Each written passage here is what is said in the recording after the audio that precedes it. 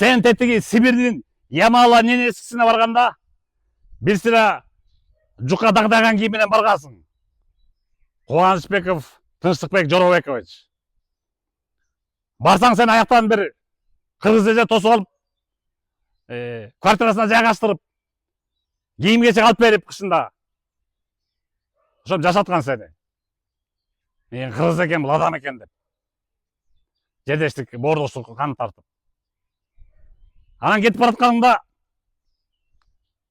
мына жакында алып келем, келе калам деп туруп 70.000 рубль аласың дагы ошо менен качып келбей койдуң. Тынчтыкбек уяты жок. Мына көрүп койгула фотографиясын. Кубанычбеков Тынчтыкбек Жоробекович Нардын Актала районунан болот. Ошентип кидала кылды деди Россияда бир эжени.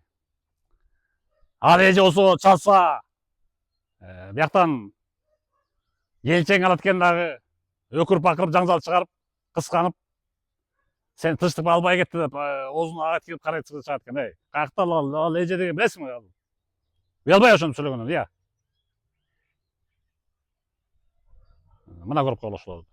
А сен Тынчтыкбек елжиребей туруп акчасын берип коюктуң, күтүп алат жакта, салый акчаны. Болбосо могу сени позорлогон видео ар бир чөнтөктөн, ар бир соткадан чыгып шермелеп отура бересиң. Уктуңбу? Тез берип койгон дабай. Мына көрүп койгула.